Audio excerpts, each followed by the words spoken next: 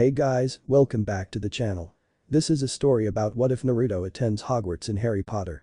Before I start, please support for more amazing content and do consider subscribing to my channel and share this video with your friends. This is written by sapphireknives and link in description and support writer. Let's start the video. Chapter 1. Umph. The sound startled the wizard sitting around the table. The smoke that accompanied the sound made it even harder to see in the dimly lit kitchen of number 12, Grimmauld Place. Instantly on guard, they surrounded the unknown object with pointed wands. As the puff of smoke cleared away, horrification replaced the prior confusion as they realized a figure lay unconscious on the floor. Mrs. Weasley's head was spinning. The boy that lay on the floor could not be older than some of her younger kids. Yet he was covered in blood and his clothes were in tatters. She resisted the urge to go check the child's well-being and instead opted to look around at the confused and alarmed faces of the order. What in Merlin's name just happened? Sirius's loud voice cut through the stunned silence. His wand was still pointed at the kid, but his eyes were frantically darting around the room, searching for more threats. "Contact Dumbledore," Mad Eye Moody growled, "now," he added when none made a move. Tonks nodded and hurried out of the kitchen, leaving the rest of the order to deal with restraining the possible threat that had invaded the safe house of their organization so easily. Remus Lupin had seen his fair share of weirdness in his life. He was a werewolf, after all. But a mortally wounded teenager materializing out of thin air in one of the most heavily guarded places in Britain had to make it in his top 5 in the bizarreness scale. As the boy had been unconscious, Moody made sure of that it was easier to restrain him. After analyzing him with his mechanical eye, the man had even suggested leaving his wounds as they were, rationalizing that a wounded enemy was an easier enemy, as it would give the Aurors the upper hand in battle if it came to.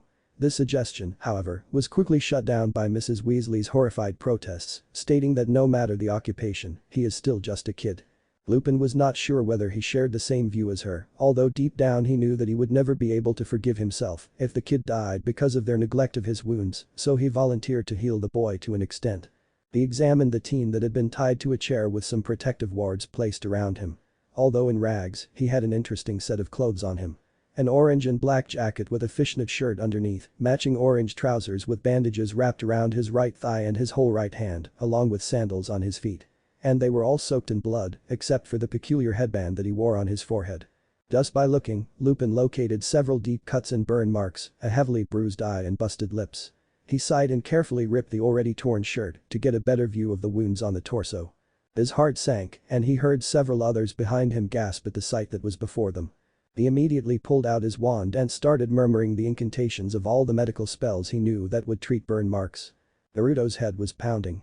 He was slowly regaining consciousness, feeling gradually coming back to his numb limbs. As this happened, unfortunately, memories of the past hours also came flooding back to him. How could he be so stupid? He remembered snippets of their fight. Sasuke's Chidori hitting him straight in the chest, his Rasengan going into the other boy's stomach. He remembered the words that were exchanged, the hurt in his best friend's eyes. The confusion and the disbelief. They had always understood each other best when fighting, after all. However, this time was different. It was too intense, too emotional. Neither had been in their best form, still recovering from the war. The last thing Naruto remembered was seeing a flash of Sasuke's left eye, the Rinnegan, while he was trying to pull the other man into an embrace after they had both exhausted their chakra reserves and were on their knees in that damned valley. As he regained more of his senses, the shinobi realized how dangerously low his chakra levels were and how it was taking him much longer to build up the energy. Naruto tensed when he noticed that he was tied down, and he tensed even more when he realized he could not sense any chakra around him. Ignoring his body's protests and the soreness, he slowly opened his eyes, and as they adjusted to the dimly lit room, he was faced with an extremely bizarre sight of an old man with baby blue robes and an unnecessarily long beard staring back at him as though he was looking right into his soul. Albus Dumbledore was concerned. As he looked at the unconscious teenager tied in front of him, he thought of all the possibilities and the threats this boy could pose for them. He had many questions and very little answers for them.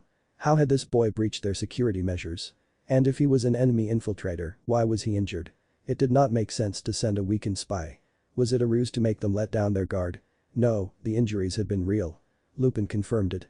Had Voldemort figured out a way around their wards and sent this kid to test the way? It was unlikely, the Dark Lord would not be that careless. It had been approximately 3 hours since the threat had been captured and restrained. The Order had bombarded him with questions when he had arrived, none of which he had answers to. He had kindly asked them to wait until the boy in question woke up so they could properly interrogate him. Dumbledore studied the youth's features carefully.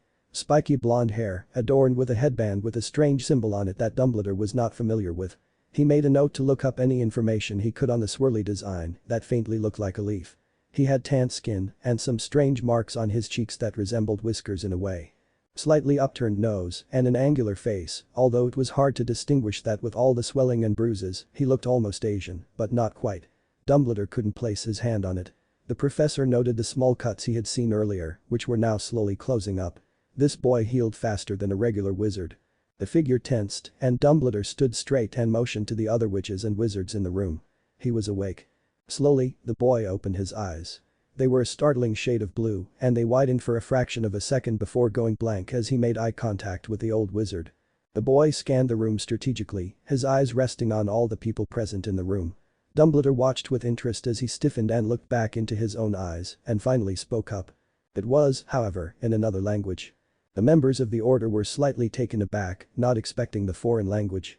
Not getting an answer, the boy seemed to get agitated and he repeated his words, more aggressively this time, struggling against his restraints. Dumbledore recognized the language as Japanese and he rummaged through his vast list of spells for a translation charm. He lifted his wands and performed the spell. Upon seeing the raised wand, the boy looked confused, but once hearing Dumbledore speak, he tensed and struggled against the ropes. Sirius Black was glad they had enhanced those ropes with a spell that made them self-repair in case of being ripped because the teen, to Sirius's surprise, managed to rip them. "Who the hell are you people?" The boy yelled again, this time in English. His voice held a slight accent and he sounded panicked. "What did you just do with that stick?" The last part was aimed at Dumbledore. Sirius frowned. Stick. It seemed he was not the only one confused. One look around the circle gathered around the captive told him the others shared his thoughts. Moody decided to ignore the kid's questions and ask some of his own in that gruff tone of his. "How did you get into this house? Are you working for Voldemort?" The boy turned to the source of the voice and he looked even more confused. Sirius couldn't blame him. Moody was a sight to behold. Dumbledore cleared his throat and everyone's attention turned back to him. "My boy, can you please tell us who sent you here? And explain how you got injured?" His tone was definitely a lot gentler than Mad Eyes had been. Naruto narrowed his eyes at the old man. He was familiar with the kind grandpa act, Sandaime Sama had used it on him all the time to get him to do things. He wasn't going to fall for it. He also hadn't missed the fact that the old geezer had not put away that weird stick, the one that had sparked and changed his freaking language. Either. Naruto's mind was racing, processing the facts he knew. He was in unfamiliar territory. He had been captured, his capturers were hostile, but they didn't know who he was. And the weirdest part, what unnerved him the most. They were not shinobi. Civilians. No, it couldn't be. The ropes they had used on him were special. Normally, he could have easily freed himself, but he had almost died from chakra exhaustion and his wounds, thanks, Sasuke. His chakra was building up much slower than usual. Which reminded him, his wounds were mostly healed. Had they healed him? Or was it Kurama? Answer him. He was snapped out of his thoughts by the same gruff voice. The man it belonged to was strange. He had long wisps of gray hair and it looked like a chunk was missing from his nose. "I don't know what you're talking about.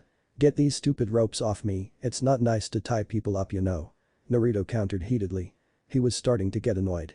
He had enough chakra to get out of his bounds if he wanted to by now, but he opted not to. He didn't know the enemy's powers yet and he was not about to risk finding out what else those weird sticks they held did.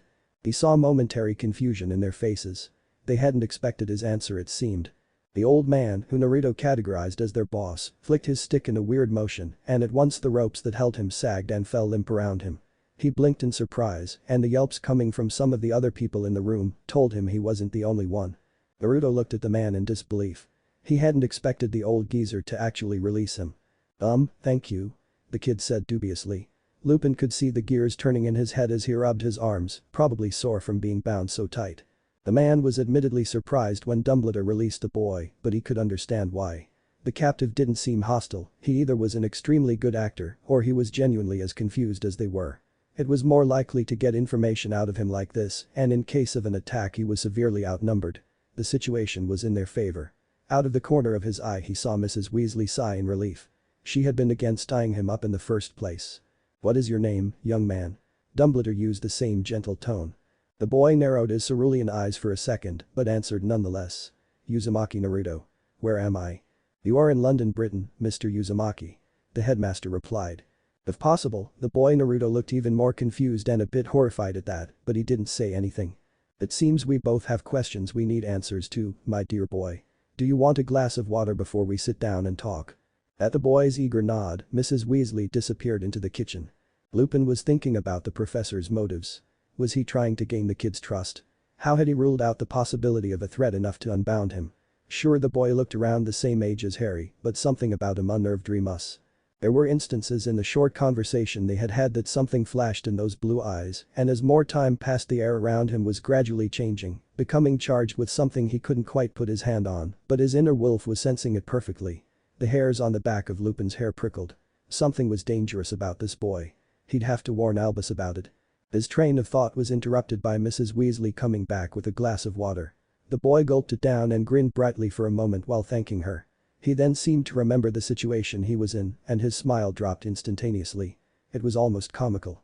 Professor Dumbledore waved his wand once again, and some chairs materialized for himself and the members of the order to sit on. At this, the boy made a startled sound and stood up, the sudden action causing the wizards to point their wands at him. Could that boy be a muggle? The thought horrified Remus, but he quickly pushed it aside. That couldn't be. The boy was eyeing them warily now, but he sat down again. "You didn't tell me your name," he stated plainly, looking at Dumbledore. "Or what you are." "My name is Albus Dumbledore, and I am a wizard, Mr. Uzumaki." Saying Naruto was confused would be an understatement. Firstly, he couldn't figure out why the old man released him so easily. Did he plan to attack? Or was he that sure of his own abilities to take him down if need be? Although he could sense no chakra from him, Naruto could feel the old geezer was powerful. But nearly not as powerful as he himself could be. That thought calmed him down a bit. Secondly, he had confirmed that he was not in the elemental nations, which would explain the lack of chakra. This worried him greatly, as he had little to no information about the outside world and did not know a way back. Last but not least, he was dealing with wizards. He distinctly remembered Iruka-sensei talking about them in one of his classes, but he couldn't recall anything significant. He had been planning a prank with Shikamaru. "I see," Naruto mumbled, deep in thought. He furrowed his brows. "You are not a wizard yourself, is that correct, Mr. Uzumaki?" Naruto contemplated lying, but he knew he couldn't get away with it, so he just shook his head. He considered how much of the truth he could share, and he settled for the bare minimum. He couldn't give away too much, or Tsunade-bachin and Kakashi-sensei would have his head. "I am a shinobi. I don't know how I appeared here," he stated calmly. "Don't lie to us, boy," the creepy one-eyed man yelled. Could the fake eye detect lies? Naruto's eye twitched. "I'm not lying, you fool. I suddenly appear in a creepy place like this and an old geezer starts interrogating me, claiming to be a wizard. I'm the one who should be suspicious, you know." Naruto yelled back, shaking his fist in the air, his calm demeanor lasting exactly 5 seconds. He would leave being calm to Sasuke or Kakashi-sensei. He could see his reaction shock the so-called wizards. He was slightly satisfied with that. He turned his eyes back to Dumbledore and saw him staring back in wonder. "Shinobi, you say? I have heard of your kind, but there are such limited resources on it that it is deemed a myth by most. Would you please tell us more?" he asked kindly. Upon seeing Naruto's narrowed eyes he added, "My boy, you have appeared in an extremely guarded safe house, which should have been impossible. I hope you understand why we have our concerns." His tone told Naruto he had no choice but to answer. "Shinobi, or ninja, are trained from an early age. There are 5 great nations and many villages. I'm from Konohagakure, in the Fire Nation. After graduating, shinobi take on missions and serve their village." Naruto chose his words carefully, trying to say as little as possible. He didn't know how much he could trust these people. He could tell that the leader believed him, but the others in the room still looked suspicious and on guard. Dumbledore was looking at him with a new twinkle in his eyes. It was unsettling, it kind of reminded Naruto of the way pervy sage looked at women or the way Tsunade-bachin eyed Sake. Naruto shuddered. "This is a most curious case. Can you elaborate on the kind of missions you take on as a shinobi? And your abilities?" the old man spoke up. Naruto thought back to all the D and C rank missions Team 7 used to take.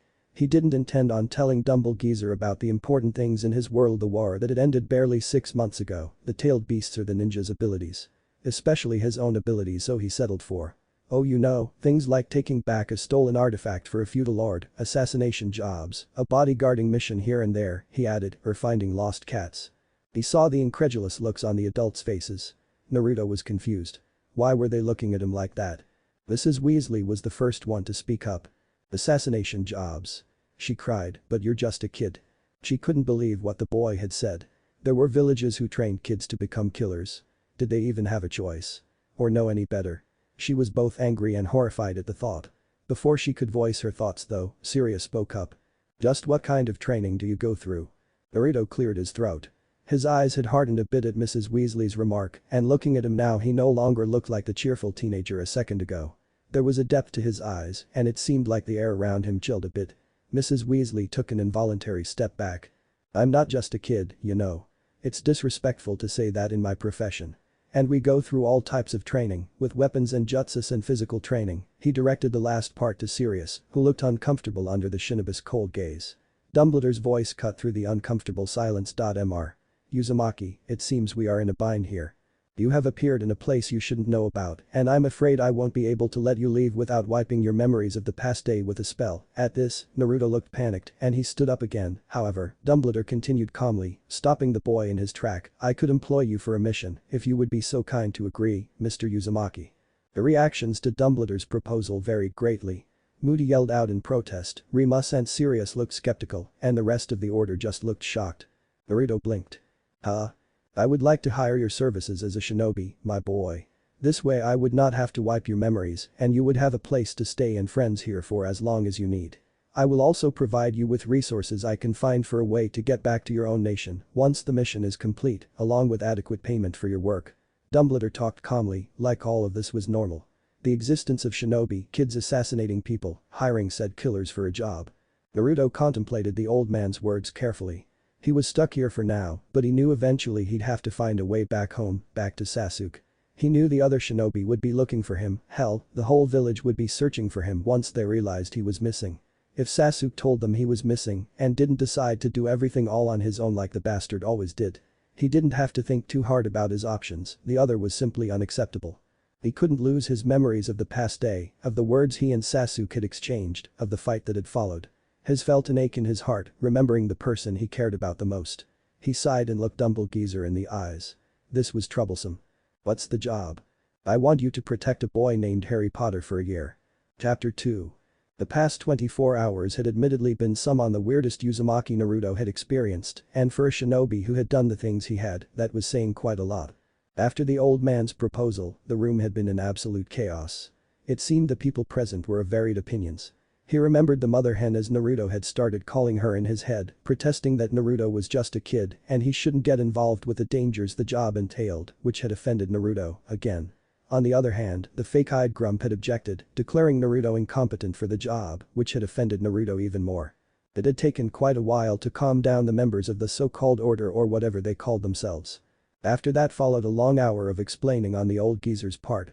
It was basically torture to sit through the wizarding history and the life story of the boy he was to protect, but once Dumbledore started explaining their wizarding abilities, Naruto had perked up. Afterwards, he was quite surprised and he made one deduction from the information he received. This was going to be easy. The wizards did not have chakra, instead they possessed magic, which had to be channeled through the sticks they wielded. Whether for shinobi, their bodies and chakra are their weapons. They also started training from a much older age and lead sheltered lives. From what he could gather, their battles mainly revolved around quick thinking and dodging, and they were not familiar with close combat. Basically, they were no match for shinobi.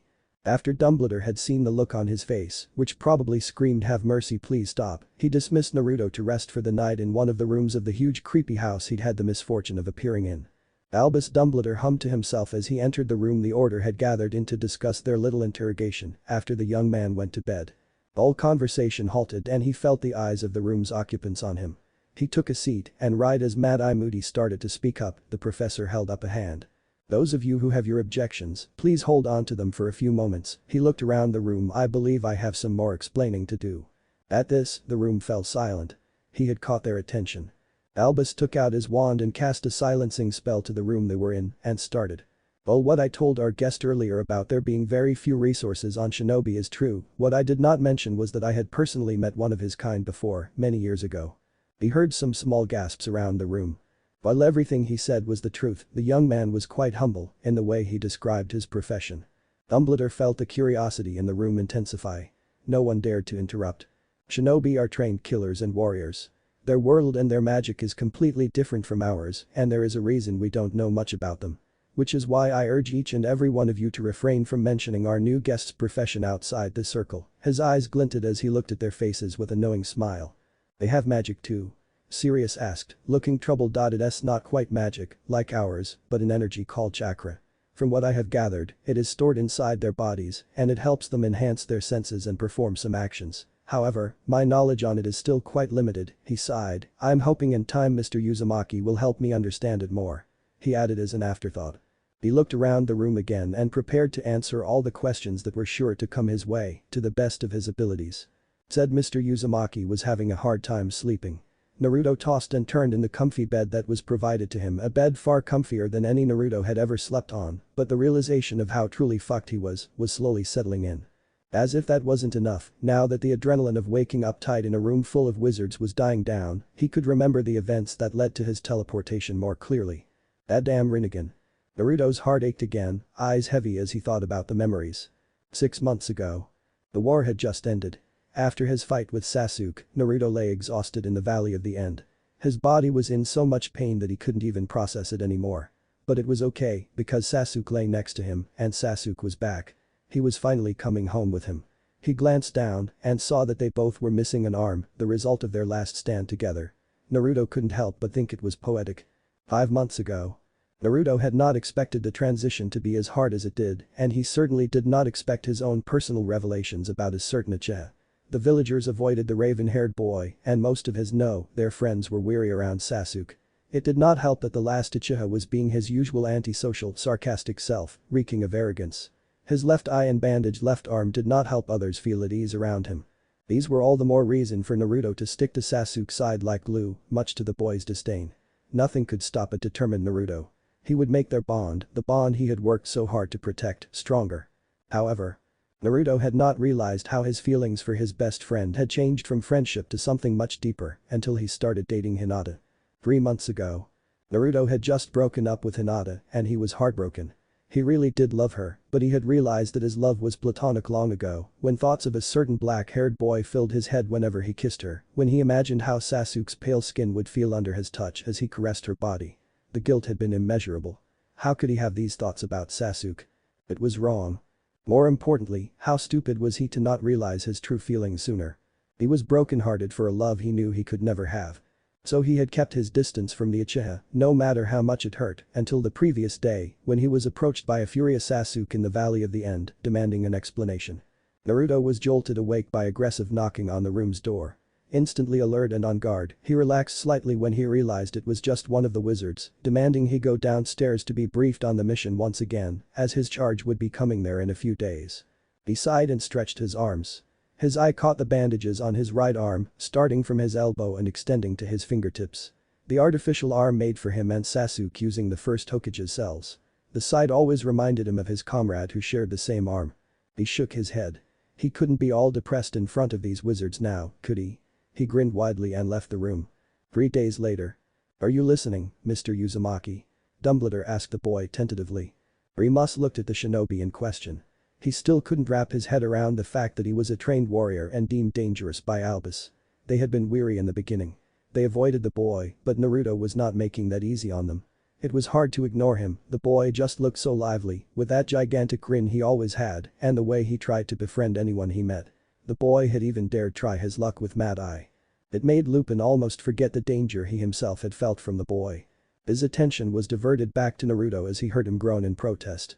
Yes, Dumbledore-sama. This is a part of my everyday job, you know. You don't have to run the objective over with me again, one time was enough. The last part was murmured as Naruto put his arms on the table they were sitting around and rest his head on them. Uzumaki Naruto was to attend Hogwarts as a part of an exchange program meant to strengthen their bonds with a magical school in East Asia.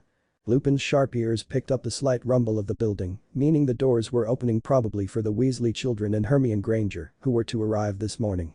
Harry would get here by nightfall. Remus smiled fondly, he had missed the boy. He noticed Naruto looking around too, but before he could explain anything, the blonde boy leaped over the table with unexpected grace and ran up the stairs, the sound of a door shutting following.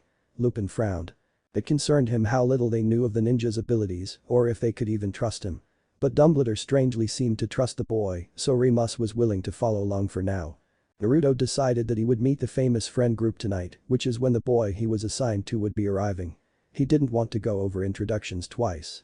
Plus, he had things to do. He hadn't been able to confirm his abilities in this world without chakra, and now that everyone was distracted by the arrival of the loud kids downstairs, he had the perfect opportunity. He had already confirmed that his chakra buildup was much slower than back home, although he was relieved to find out he still had his massive resources. He had tried talking to Kurama before, but it seemed the demon fox was not fond of this world, opting to sleep away deep in the Jinchuriki's consciousness for most of the time. Now he had to try his jutsus. An elated whoop left his clone's mouth when Kage Bunshin no Jutsu was a success, and so the process continued. Naruto testing everything he could get away with in the small room near the attic. Sage mode was also a success, although it felt different. Even the nature energy in this country was different than his own, it somehow felt tainted. He would have to try his summoning jutsu later. He silently prayed that it would work. His summoned toads were one of the only ways he could think of to contact home from here. He noted with a pout that he could not get into Kurama's chakra mode here. He was about to try again when he heard the weird rumbling again. Otter-sen was here. "Oh, Harry, it's lovely to see you," was the first thing Harry Potter heard as he entered number 12 Grimmauld Place, finding himself in Mrs. Weasley's bear hug. "I'm sorry dear, but dinner will have to wait until after the meeting." She turned back to analyze the gang of wizards who all filed into the kitchen. Harry was about to follow them but was stopped by Ron's mother. "Sorry Harry, but the meeting is for the members of the order only. You go on upstairs, Hermione and Ron are waiting for you, and I suppose you'll be introduced to our guests during dinner." He was shoved up the staircase to the left before he even had time to protest. What guest? Naruto was surprised to hear the sound of Harry Potter yelling at his friends only moments after he arrived. Naruto sat on his bed near the attic and tried to make sense of their argument. He was mad that they hadn't written to him, and the friends blamed it on Dumbledore. Interesting. Then the female voice proceeded to explain what the order actually was, which Naruto already knew. He sighed and hopped off his bed, changing into his no longer in tatters clothes. He silently thanked Mrs. Weasley for fixing them again and made his way down to the kitchen. When Harry entered the kitchen for dinner that night, the last thing he expected was to make eye contact with an orange-clad teenager with spiky blonde hair. Harry stopped in his tracks, having completely forgotten Mrs. Weasley's earlier mention of a guest. Is this kid who she meant? The teenager beamed when he saw Harry looking at him and waved enthusiastically. If Harry had been in a better mood, he might have returned the gesture. But in his current state all he could do was scowl in confusion. His lack of passion seemed to have absolutely no effect on the other boy though. He looked around and saw that both Hermione and Ron looked shocked too. At least this was something that was kept from all of us. Harry thought bitterly. All Harry saw was a yellow flash, and in the blink of an eye the boy had jumped over the table with food on it and had landed soundlessly in front of Harry, extending a bandaged hand. "Uzumaki Naruto," the boy stated eagerly, a slight accent hanging to his words. Harry, who had been startled by the sudden appearance and the odd introduction, took a moment to respond. Hermione nudged him, and clearing his throat he took the offered hand. "Harry Potter, nice to meet you," his voice sounded coarse. He looked into the startlingly blue eyes of the boy in front of him and was pleasantly surprised when the boy showed no recognition for his name and his eyes stayed locked into Harry's own instead of going up to look at his forehead. As he looked at him though, Harry suddenly felt anxious. A chill went through his body and he resisted the urge to shiver. There was something about this boy that made him nervous. Finally, cerulean orbs broke eye contact and settled on Hermione, his hand also being offered. After the introductions were done, Harry realized how silent the kitchen was and in a house full of Weasleys, this occurrence was rare. He noticed everyone was looking at them, breaths held. He narrowed his eyes. Just what the hell was going on? Sirius beat it to him before he could speak up. "Harry," his godfather started cautiously. His voice calmed Harry down, even if just a fraction. "I see you've met Naruto." The animagus did not pronounce the name the same way the name holder had. "I'm sure you have your questions, so why don't you all sit down and we can discuss things over dinner." At the mention of dinner, Uzumaki's face lit up even more, if that was possible. Something in Harry's mind eased at the sight, the uneasiness he had felt earlier slowly fading away as he watched Naruto jump back to his own sit cheerfully. Seriously, how had he done that? "So," Harry piped up after a few minutes of uncomfortably pushing food around his plate. "Is anyone going to tell me what the hell's going on?" he asked, frustration evident in his voice. His eyes darted around the room, noting no one was risking eye contact with him until his eyes landed on the orange being that was Naruto. Harry's eyes widened slightly when he realized the other teen had 2 plates already stacked up next to him and was on his 3rd plate of spaghetti. "Basically, I'm going to be your bodyguard for some time," Naruto said causally while still eating. So casually that Harry just looked at him in disbelief for a second. Then he felt his blood boil. "What?" he roared, putting his hands forcefully on the table, startling Hermione next to him. "The bodyguard? Is this Dumbledore's plan?" He looked around the distracted gazes of the order around him. Why was no one telling him anything? He looked at the boy who was supposed to be protecting him and he felt even more infuriated. I don't need a babysitter. How is he going to protect me? He's the same age as me. At this he could see Naruto set down his plate and scowl at him. The odd chill he had felt earlier was back. Something was different about this boy. Hey. I'll let you know I'm perfectly capable of protecting you against some stupid wizard, you know. He was pointing a finger at Harry comically. Before Harry could process the blonde's words, another voice spoke up behind him. And you would be right, Mr. Uzumaki. The boy who lived spun around so fast he was about to turn into the boy who died. Ignoring the pain in his neck, he looked up at the tall figure of Albus Dumbledore. I have faith in Mr. Uzumaki abilities, Harry. It would be in your best interest to stick close to him this year, as yours and your friends. His eyes twinkled as he looked between Ron and Hermione. Safety is crucial. I would suggest against pestering Mr. Uzumaki for answers, as I know you lot have an curious nature, which might be bothersome for our foreign guest. He had a slight warning look in his twinkling blue eyes, which unsettled Harry. He turned his attention back to the orange boy. Mr. Uzumaki, I expect your arrival in Hogwarts School of Witchcraft and Wizardry at the start of the school year, as we had discussed. Naruto looked pained at the mention of school, but he nodded curtly. And just like that, Dumbledore was gone again. Harry wanted to scream. He was sick of being ignored. Uchiha Sasuke's eyes snapped open. 4 days. 4 days since Uzumaki Naruto had been transferred to God knows where with his Rinnegan space-time ninjutsu. 4 days since Sasuke hysterically searched for his best friend, harboring the hurt and confusion and worry. Sasuke stood up, pulling his katana and cloak tighter around him against the snowstorm. He had a dope to find. Chapter 3. Harry Potter was furious. After Dumbledore's sudden appearance, he had hoped the professor would stay and talk to him. But the second he was done talking about the bodyguard he had hired for Harry, he was gone again. Which brought him to his second problem. What the bloody hell were they thinking? Hiring a kid the same age as him to protect him against someone like Voldemort. Harry was starting to think he was the only sane person in this order. They refused him to join, and if things went on the way they were, that sanity wouldn't last long. He was pacing back and forth in the room he shared with Ron with gritted teeth. It had been a few days since he arrived at his godfather's house, yet he hadn't talked with Uzumaki properly. The only times he saw the boy was during meal times, and even then Harry tended to avoid looking at the boy. It only brought him frustration.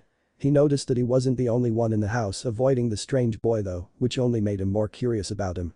He heard a quick knock on the door, and not a second later the door was opened, and in came Hermione and Ron, followed by the Weasley twins who hurriedly closed the door behind them. Well? Harry asked expectantly. I haven't been able to find out much about him, to be honest. It's like everyone's ignoring his existence, and they refuse to talk about him when I ask. It's quite annoying if I'm honest. Hermione trailed off with a frown. Harry sighed.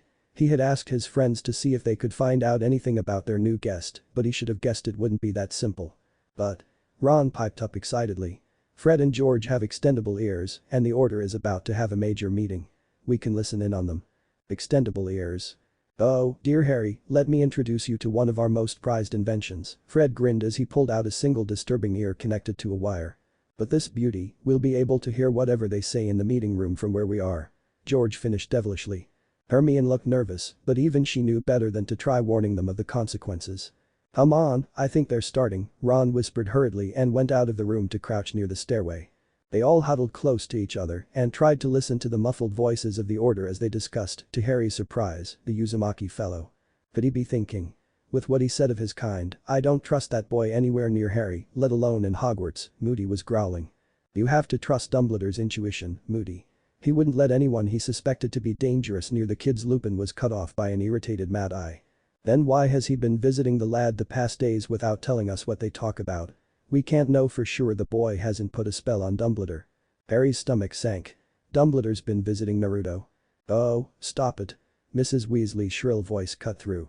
He is just a boy. He is not a danger. You heard what Dumbledore said of his kind. This time the angered voice belonged to Sirius. He's not just a kid, Molly. Even the headmaster admitted that he is dangerous, and we don't know shit about who he is or his abilities. Like I said, we have to trust. The voices were suddenly cut off. Crookshanks. Hermione hissed and went to go after the cat who apparently stole the ear they had extended down the stairs. Harry's head was spinning. Naruto's kind. Could that possibly mean that he was not a wizard? Did that mean they had hired a bloody muggle to protect him? And how could he be dangerous? The boy was always smiling or doing something dumb whenever Harry saw him. He just couldn't comprehend what he had just heard. Eyes, Hermione's breathless voice snapped him out of his thoughts. We need to talk about this. she said solemnly as she came back, Crookshanks in her arms, and walked towards the room they'd been in minutes before. Uzumaki Naruto was already bored. He had thought that when he was given a bodyguarding mission that there'd be things he would actually have to protect the client against, but as the days went on and as he talked more with Dumbledore-sama, he realized that wouldn't be the case. The nearest action he would be getting was Harry Potter's upcoming hearing at their magic ministry or whatever, where he'd get to accompany him. The old man had visited him a couple of times, always probing for more information about shinobi and their nature, while giving Naruto more details of his mission and the wizarding world. It bored Naruto to hell, but he sat through all of them and took it like a champ. He was careful not to reveal too much or things that could potentially risk the safety of the Hidden Leaf Village. Even though their barrier protected the elemental nations against all the outside countries perfectly, you could never be too careful. He was starting to get restless though. He had been told by the creepy one-eyed man to stay away from the kids for the time being and out of respect Naruto had complied, but he was thinking of approaching them soon. He sighed and looked around the tiny room that was given to him. The lump of stuff that lay near the bed caught his eye. The things Dumbledore had given him for his year at the magic school. The length of the mission worried Naruto. It was far too long for him to be missing without anyone knowing, and he was hoping he could cut it short somehow, although he knew that this way was his best shot at getting back home, as the headmaster had promised him resources, and also the payment he would be getting for the mission would greatly benefit his village after the toll the war took on it. The other thing that he worried about was how he would fit in their school without attracting much attention to himself as he, surprisingly and most definitely, was not a wizard. Dumble-sama, Naruto found it easier to refer to the old geezer that way, had assured him that he would fit in just fine if he used his shinobi abilities that could influence the mind, which Naruto decided could only be referring to Jinjutsu. The only problem was that Naruto sucked at Jinjutsu, but he kept convincing himself that it shouldn't be too hard to do what these wizards did with his own normal jutsus, and if he was really in a bind, he would resort to Jinjutsu. Plus, he could always try summoning his toad friends and begging them to teach him the art. Where was a Sharingan bear when you needed one? Naruto's heart pained at the thought of the last Uchiha. It had almost been a week, and by now he was sure Sasuke would be looking for him. At least that's what he hoped his best friend was doing. He tried to think of something else, anything else, but memories of their last interaction rose up to the surface of his mind. Flashback. Naruto's heart raced as he waited for Sasuke to get to the Valley of the End. He watched a waterfall that separated the enormous statues of Uchiha Madara and Senju Hashirama, and his eyes were drawn to the numerous cracks and missing chunks on the statues, results of their previous battles in the site. Why had Sasuke asked to meet here? Naruto had been avoiding the Uchiha for months. He had been trying to suppress his feelings, to leave Sasuke alone for once in his life. Isn't that what Sasuke had wanted all along? He felt the air ripple behind him and turned around. Blue eyes met the single black eye. They stayed there, holding eye contact for what seemed like an eternity, until the raven-haired boy broke the silence. Uchiha Sasuke was livid, and the fact that he was mad made him even more angry. This bastard had chased after him for years, refusing to leave his side when he finally came back to Konoha. The bond he had tried so hard to protect had become even stronger, simply as a result of being around him all the damn time. But then Naruto had suddenly started to avoid him. Was he trying to cut the bond, the ties they had together? He needed an explanation. What the hell are you doing? Sasuke growled out. This was not like him, he did not like his emotions being out of control. He focused on Naruto's stupid face. He had the audacity to look confused. Wah. Don't play dumb. You've been avoiding me. Why? Naruto looked solemn. He had dark bags under his eyes. This was not a look Sasuke was used to seeing on the blonde boy. He was always so carefree, constantly having the biggest smile on his face. He could light up a room just by walking into it, and the Uchiha would never admit it, but he had learned to find comfort in the other's brightness. So why was it gone? Well? He demanded harshly. Naruto swallowed hard. He never expected Sasuke to confront him like this. The breedy, distant Uchiha who avoided everyone and kept to himself. Isn't that what you wanted? Naruto retorted before he could stop himself. He saw hurt flash in Sasuke's one visible eye for just a fraction of a moment before it turned back into the cold, emotionless gaze that he always had. Sasuke watched him with a hard look for a few seconds, his expression unreadable. He turned around to leave, but Naruto rushed forward and grabbed the boy's elbow before he could stop himself. Wait. Don't touch me. Sasuke spoke harshly, shoving Naruto's hands off him. I'm sorry. For avoiding you. Sasuke's eyes narrowed. I did not come here for an apology. Tell me why you're avoiding me. Naruto's heart was racing. What could he say? He couldn't let Sasuke find out about his feelings. That would destroy their friendship. He looked at the man before him. The incredibly beautiful pale face. The cold eyes that sent shivers down his spine. He thought of the rare occasions when they softened, the warmth that would radiate all over his body just by the gentle look he received from Uchiha. He closed his eyes. The pain had been almost too much the past few months without Sasuke. He had tried desperately for years to bring the other boy back to him. And when he finally succeeded, these feelings had surfaced and he had to stay away from him because it wouldn't be fair to Sasuke. Fate could be so cruel sometimes. "I can't," was all Naruto murmured back. "What? I can't do this. Don't mess with me, Naruto. Just tell me what the fuck is going on." The hint of anger in Sasuke's voice surprised Naruto. "You've chased after me for years and now that I'm here you avoid me? Do you want me to chase you now?" "Because I won't," Sasuke continued when Naruto didn't reply. He took a step forward and grabbed Naruto's collar with narrowed eyes. "What, you're tired of me now? Now that you have me you've realized you don't like me anymore? Are you trying to break the bond you worked so hard to protect?" Naruto's heart sank. Even though he tried to hide it, he could hear the hurt in Sasuke's voice. Is that what the Uchiha thought? That couldn't be further from the truth. Naruto's gut clenched and he did the only thing that came naturally to him. He kicked Sasuke back. "Team, don't say that," he said, anger evident in his voice. "Our bond is not something that can be destroyed so easily. It's a bond built over generations of history, don't you dare underestimate it like that." He was yelling now and he went forward to grab Sasuke's collar this time.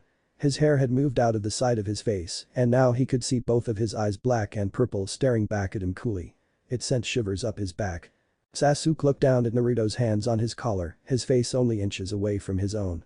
He could feel the other's boy breath on his face. He did the only thing that came naturally to him. He punched Naruto in the gut. The boy was thrown back, clutching his stomach, the air knocked out of him. It didn't take long for him to recover though, and in an instant, he was back in Sasuke's face. Sasuke blocked the incoming blow, way too familiar with his partner's moves at this point. "Then tell me why you've been avoiding me," Sasuke snapped. Naruto was not making sense.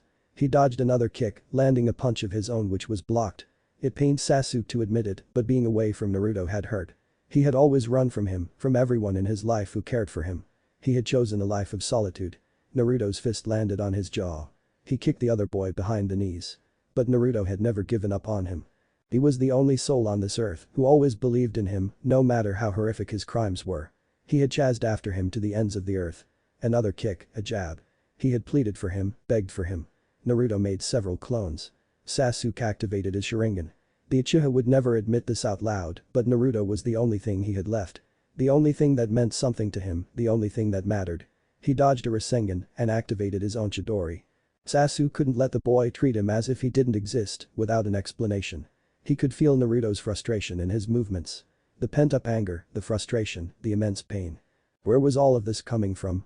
They had always been able to read each other's hearts when they fought. So, they did just that. They fought. And fought. Until they were both exhausted, bloody and unable to stand anymore, they fought. Naruto collapsed and he felt Sasuke fall next to him. They were both panting. It was nighttime now and he could see the stars. Or maybe it was just vision blurring from the damage he had taken. "Sasuke," Naruto muttered, his voice cracking. "You and I, we work together.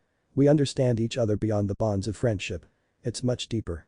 I know you feel that too." Naruto saw Sasuke looking at him with wide eyes, probably too exhausted to hide his emotions. "It makes me feel whole, Sasuke. You make me feel whole." Naruto knew he should have stopped there. He should have let it go, let him go. But he didn't. He tried to reach out, to get a hold of the boy he cared so deeply about when he saw a flash of purple and everything went black.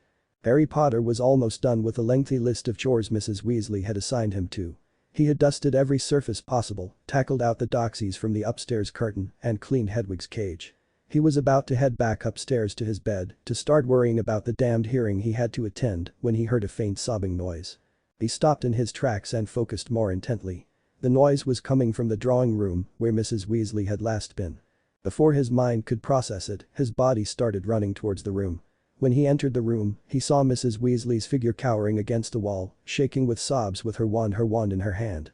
The sight in front of Mrs. Weasley made the air leave Harry's lungs and his brain go icy cold. Ron lay on the ground, dead. Ron, dead? No, it could be Ron was just downstairs. As he watched in horror, the figure changed. Ginny, Fred, George all dead. Harry snapped out of it. It was a boggart. Before he could do anything though, he was roughly pushed out of the way.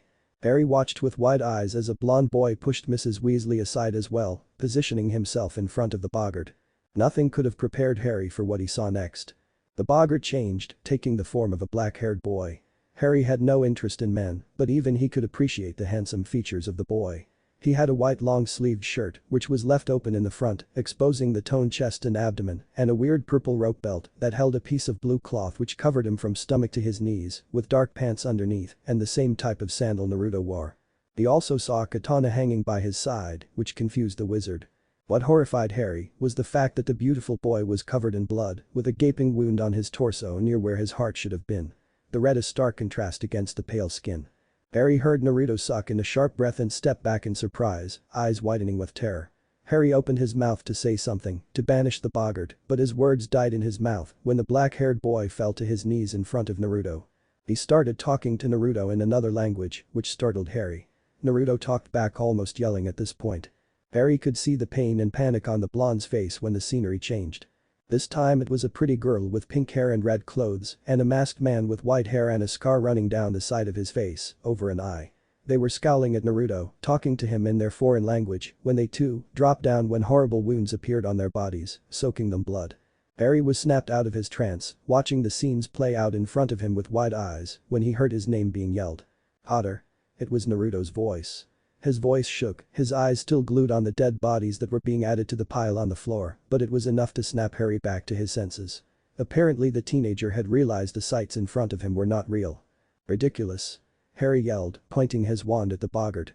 The dead bodies on the ground turned into balloons and disappeared as they flew off. He heard a thump and turned to see Naruto fall on his knees. His eyes were unfocused and filled with unshed tears. Harry was feeling sick. The sights he had seen, all that blood. He had never seen anything like it. With Mrs. Weasley's boggart, at least the deaths had been clean. He wanted to throw up, but he stopped himself. He went over and offered a hand to Naruto. Wide blue eyes stared back at him. They looked darker than usual, and Harry felt a shiver just looking into them. He remembered the words of the order about Naruto's kind. He was different than them. Was that why Harry felt terrified looking into those darkened blue eyes? And in an instant, it was all gone again. Naruto shook his head, took his hand and stood up, although a bit shakily. He plastered a smile on his face, though now Harry could see it didn't quite reach his eyes. "Thank you, Potter-san. For banishing whatever the hell that was," Naruto chuckled awkwardly, scratching the back of his head. Harry just stared at him dumbfoundedly. Was this guy serious? "Are you okay?" "That looked pretty horrible," Harry blurted out before he could stop himself. He cursed himself for his bluntness when Naruto looked at him with blank eyes. "Thank you for your concern, but I'm okay. I've dealt with worse," he smiled again, this time more convincingly. Harry wanted to ask what he meant by that, but he stopped himself. He needed time to process all this. Who were those people? What had they said to Naruto? And why had they all died so violently? Harry nodded to Naruto and turned to leave. He would have to tell Ron and Hermione as soon as possible. "Potter-san," Naruto's voice called out. Harry stopped and turned his head, his hands still on the doorknob. "I would appreciate it if you all kept what you just saw between us." Harry nodded and left the room, his heart still beating furiously against his chest. Chapter 4. Filth. Scum. Byproducts of dirt and vileness. Half-breeds, mutants. Freaks, begging from this place. How dare you befool the house of my fathers? Uzumaki. Naruto groaned loudly, twisting in his sleep. He grabbed a pillow and put it over his head, hoping to drown out the shrieks of the portrait downstairs. When he had learnt that the wizards had moving paintings, he had been so excited. How cool was that?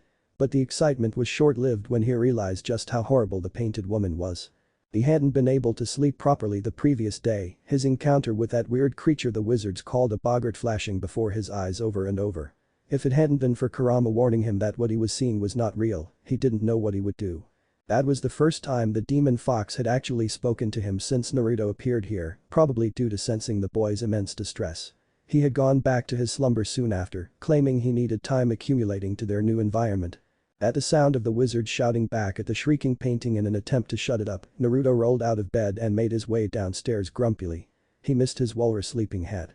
Hermione Granger was startled to see the blonde boy already sitting at the kitchen table, munching on a toast half-heartedly when they went down for breakfast. During the days he had been there, she'd never seen him eat the same time as them, and he generally seemed to be avoiding the other wizard folk for some reason. She could feel Harry and Ron were surprised too, if all of them stopping at the entrance to the kitchen to stare at the boy was any indication. Naruto, however, didn't seem to mind, and he smiled brightly at them. "Hey everyone. Please join me for breakfast," he waved over to the empty seats at the table. The trio sat down cautiously. Hermione observed the boy in front of her. The most curious thing about his appearance were definitely the 3 lines that ran across his cheeks on either side. Were they tattoos? If so, what did they mean? Hermione was burning with curiosity. Before she could speak up, however, Ron asked a question of his own. "What the hell are you wearing, mate?" Hermione's eyes widened at Ron's lack of manners and she bumped him in the arm. She looked over at Naruto, who was looking down at his fishnet shirt in confusion. This was the first time they were seeing him without that dreadful orange jacket, which Naruto somehow managed to pull off. The boy opened his mouth to answer, but was interrupted by Mr. Weasley entering the kitchen and announcing that Harry would go to work with him tomorrow for his hearing. At this, Naruto perked up and started discussing their transportation method with Ron's dad. She looked at him more closely. He wasn't particularly big, maybe only a few centimeters taller than Harry, a bit shorter than Ron, but now that the baggy jacket was off, Hermione could see the well-built body that had been hidden underneath. Her eyes scanned his torso, then were drawn over to his arms. She noted the well-defined muscles as well as the numerous pale scars that were on his arms. They were barely visible, only noticeable due to his tanned skin and the fact that she was staring keenly. She felt her cheeks warm up when she realized just what she had been doing. Since when did she check out guys like this? And abruptly looked away. Harry Potter kept stealing looks at the blonde boy sitting across from him during breakfast. He was grinning from ear to ear, discussing the food with Mr. Weasley, who looked equally happy to talk about his wife's cooking. How could they be so carefree around this guy? They barely knew anything about him. He could be a spy for all they knew, and here they were, discussing bloody muffins. Apparently, Hermione was thinking something similar because she spoke up. "Is the food good back in your school, Naruto?" The question was innocent enough. But it would give them information on his background. Hermione sure had her way with words. Naruto turned to look at them for a few moments, as if contemplating something. Harry's heart started beating faster. "Oh, I don't go to school, Granger-chan." He chuckled awkwardly, scratching his cheek. "Wait, what? What was that supposed to mean?" He looked the same age as them. No way he could have graduated already. "Well, what do you mean?" Hermione looked horrified at the prospect of someone not being in school. "I graduated when I was 12 years old." Naruto grinned at the shocked expressions on the wizards' faces. He already knew that they were aware he wasn't a wizard. So why were they surprised? Naruto had heard them discuss him and what he could be many times already. They had not figured it out yet. Before the girl with bushy brown hair could question him again, he stood up and stretched, hearing a few cracks. He looked down at the faces staring up at him and asked his own question. "Is there ramen in Hogwarts?" The rest of the day was pretty boring. Naruto was definitely getting restless at this point. He had been cooped up in this gloomy, creepy house for way too long. He would even take training with Kakashi-sensei's ninja dogs, chasing him over this. At least tomorrow he would be able to leave this place to go to Harry's hearing. Harry was woken abruptly the next morning around 5:30 by an overly excited blonde shaking him eagerly. Green eyes met wide blue ones who had no business being as excited as they were when the sun wasn't even out yet. The boy who lived didn't even have time to be horrified about Naruto being in his room that he shared with Ron at the crack of dawn as he was dragged out unceremoniously by strong arms. As they settled down in the kitchen and Harry looked over the faces of the fully dressed wizards in front of him, Tonks, Lupin, Sirius, and something dawned on him. "He's coming with me?" He pointed at Naruto accusingly. Naruto didn't seem the least bit bothered by Harry's tone, instead nodding enthusiastically. Harry was angry. He was angry at the Order, angry at Dumbledore, who hadn't talked to him in months, hadn't even bothered to come with him to the hearing, and now he was sending a teenager to accompany him. Or worse, protect him. "No. I will not be followed by someone like him." His hands felt hot. "Your work isn't required. You should leave." Harry knew his words were harsh, but he didn't care at the moment. He was just so mad. "Harry, Dumbledore deems it necessary. You have to accept his judgment like we did." Sirius's voice had a warning tone, the man's eyes fixed on the blonde kid. He looked nonchalant, which managed to piss Harry off even more. Just who was this kid? "Sorry, Potter-san. But you are not the client. Dumbledore-sama is. You are my mission. So, as long as the old man asks me to, I'll be following you." He sounded strangely calm and had the audacity to smile. Harry huffed and stormed out of the room, meeting Mr. Weasley in the corridor. He would deal with this later. He couldn't afford to lose his cool before his hearing. It terrified him to think he might get expelled from Hogwarts. They walked out of the old house, and out of the corner of his eyes, he could see Naruto looking around in absolute wonder. That was strange. Harry frowned and instead turned his attention back to Mr. Weasley. "You don't normally walk to work, do you?" Harry asked him as they set off hurriedly around the square. Naruto kept his distance from them, too busy gaping around. "No, I usually apparate," said Mr. Weasley, "but obviously you can't, and I think it's best we arrive in a non-magical way, since you are being punished for using underage magic. It would have a better impression if we used strictly muggle ways." Harry heard a yelp of surprise, and he turned around to see Naruto staring at the back of a moving car that had just passed them. The boy looked absolutely amazed, which deeply disturbed Harry. Had he never seen cars before? How was that even possible? Naruto was baffled. He never expected the outside world to be so advanced. He saw tall buildings and numerous strange metal boxes that moved on wheels. He was not necessarily pleased though. There were no trees, no color. It was loud, their air was polluted, and it irritated Naruto's sensitive nose and ears. Mr. Weasley led Potter down an underground tunnel, which put Naruto on edge. Where were they going? His eyes widened as he took in the sight before him. The long, metal boxes that moved at high speeds. This was not going to be fun. As he sat in the cramped steel box, he thought back to the forests that surrounded his home for miles and felt a pang of homesickness. He also noted how easy it would be for someone to attack Harry, with how crowded it was. He closed his eyes and toughed out the rest of the journey, his appreciation for shinobi ways raising with every second. Some time later, after squeezing into the weird red moving box, out of nowhere a woman's voice announced that they were in the Ministry of Magic. Finally. Naruto was the first one out of the restricted metal box, and he gaped at the sight that greeted him. Instantly, his brain was analyzing his surroundings, looking for any sign of danger or threats for Harry. They were standing at one end of a long hall with a highly polished dark wood floor. The walls on each side had many gold-plated fireplaces set into them, and every few seconds someone would appear from one of them with a soft whoosh. Naruto placed himself between Harry and the wall, just in case. He looked around to make sure no one was looking at him and quickly went through the hand signs and muttered Henge no Jutsu. He transformed himself into a middle-aged woman he had just seen leave through one of the fireplaces, as he figured it would be easier to follow Harry this way instead of his usual attire, which consisted of bright orange. His eyes were drawn to Harry, who was looking around in alarm, probably looking for him. Naruto smirked but didn't say anything as he followed them to their destination. Harry was sure Naruto had been there when they entered the ministry, but he took his eyes off the boy for 1 second and he had disappeared.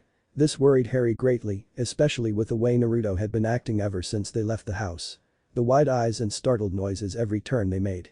As they made their way through the ministry, Harry tried to push away all thoughts of Uzumaki and just tried to focus on what he would be saying in his hearing. After being informed of the time change and hurrying to the hearing room, they were finally in front of the assigned hall. His footsteps echoed as he walked across big room towards the chair with chains that had been placed in the middle.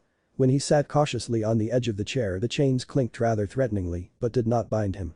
With heart racing, he looked up at the people seated at the bench above. There were about 50 of them, all, as far as he could see, wearing plum-colored robes and all staring down at him, some with very harsh expressions, others curious. In the middle of the front row sat Cornelius Fudge, the Minister of Magic. "Very well," said Fudge. "Let us begin." In a faraway land hidden away by an enchanted barrier, Uchiha Sasuke was losing his mind. He had looked everywhere he could think of for his best friend. He had traveled to all of the 5 nations, he silently thanked God for his Rinnegan's abilities, even though that same damned eye was the reason he was in this mess in the first place. He checked all the possible locations the portal could have opened to, but to no avail. It was as if that dobe had disappeared from the face of the earth. That thought sent shivers down his spine, filling him with dread. He knew he would have to go back to the Leaf soon. He had to report this to Kakashi. The boy had hoped he could find his friend alone without getting others involved. But now it had been more than a week and Sasuke couldn't risk it anymore. He would never admit it out loud and he was sure that bastard could take care of himself wherever he was, but Sasuke was worried about the blue-eyed boy. He stopped when the main gates of the village came into view. He was not looking forward to explaining how he lost the village's future Hokage to the current Hokage. Especially since he knew how much the Kage wanted to retire early. Ada Kakashi stared at his former student in disbelief. "What do you mean he's gone?" Ichina didn't answer, choosing to scowl and look away in typical Sasuke fashion instead. Kakashi sighed and massaged the bridge of his nose. He could already feel the migraine forming. Being Hokage was really not suited for him. "I demand a mission. Solo. I will find him." Sasuke's voice was determined. He had an unreadable expression on his face. And Kakashi was very good at reading people. "You know I can't allow that. The council." "This has nothing to do with them," Sasuke interrupted, urgency in his voice. Kakashi leaned back against his desk and crossed his arms. This was highly unusual. He had not seen the Uchiha this determined since he had vowed to kill his brother. "What do you propose?" "A secret mission. I will look for him." With my Rinnegan space-time jutsu, I'm the best suited for this. Plus, it's the boy faltered. Kakashi watched with interest as his student's face hardened with determination. He swallowed and continued, it's my fault has gone. I'm the only one who can find him. I just need one thing. Kakashi considered this. He wasn't particularly worried about Naruto. At this point in time that boy may very well be the strongest shinobi alive, along with the last Uchiha standing in front of him.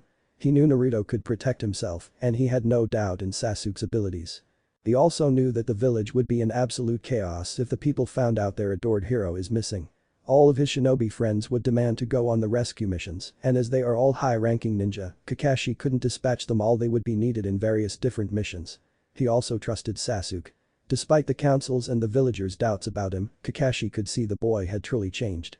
He no longer was the vengeance-bound international terrorist. He was plain old Sasuke. So really, making this choice was not that hard for Kakashi. Alright. What do you need? Sasuke looked relieved. He shot a grateful look at Kakashi and cleared his throat. I think Naruto might be outside the barrier. I need to contact the toads on Mount Myaboku. Kakashi had really had enough of being Hokage. Chapter 5. There is no law yet in place that says this court's job is to discipline Harry for every bit of magic he has ever performed. He has been charged with a specific offense and he has presented his defense. All he and I can do now is to await your sentence. Dumbledore-sama's voice echoed in the courtroom where Harry's trial was being held. Naruto was a bit confused but also very suspicious. From what Dumbledore-sama had told him, he already knew that their ministry didn't particularly like Harry. However, this much conflict over something he gathered was not that uncommon under-aged magic or whatever they called it was proof enough. They also did not want the old professor there, Naruto guessed, if the sudden change for the time of the hearing and the minister's furious face upon his entry accounted for anything. They didn't want any interference. There were a lot of words that were frequently used that the shinobi didn't understand. He'd have to ask about dementors later, so he opted for analyzing the plum-robed witches and wizards around the room. The Minister of Magic himself was a bit of an underwhelming sight compared to what Naruto had pictured in his mind. He had expected the leader of the wizarding world to have the air of authority and respect the Kages back home had.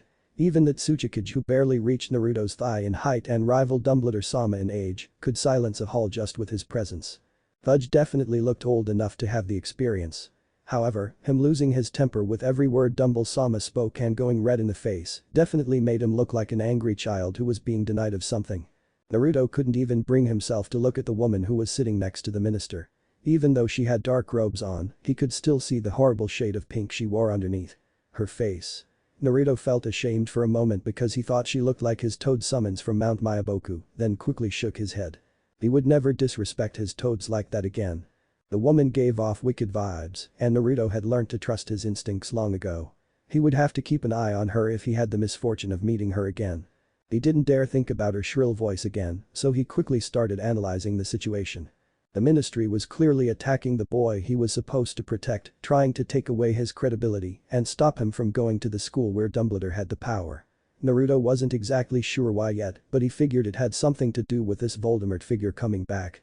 Why were they so afraid of one man and denied his return so vehemently? Naruto, more than most people, could understand the pure power and terror one man could invoke into the hearts of even the toughest warriors. He had met Uchiha Madara, after all. But these people refused to even consider the possibility that the man they feared might be back, which was horrible strategizing in the shinobi's book. How would they prepare to fight him if they didn't even acknowledge his return? He was understanding the reason behind this odd mission he was assigned to a bit more as he listened in on the hearing. Harry would be this dark wizard's first target if he was truly back, and having an unknown ally protecting him would be a useful tool for Dumbledore. This was why the old geezer had trusted him so easily, Naruto figured. He was taking a risk. Some movements caught his eye and he brought his attention back to the room. They had asked for a vote and he was relieved to see the majority were in favor of Potter. The old professor strode out the door without a look behind him, leaving an uncertain boy still sitting in the middle of the room staring at his back. Naruto contemplated going down and talking to Potter, but he wasn't sure if he was allowed to reveal his jutsu just yet. Dumbledore-sama had kindly asked him to refrain from revealing his nature as a shinobi for now, so he stayed where he was and only followed the boy when he went out to greet Mr. Weasley. Harry Potter could not be more relieved. He could still hear his heart hammering against his chest, his toes still a little numb from stress. But he was so relieved. He would be going back to Hogwarts. He was going back home. He watched as the wizards who had just decided his fate slowly trickled out of the room. He was a little hurt that Dumbledore hadn't waited to talk to him or even looked at him for Merlin's sake, but he didn't want to think about that now.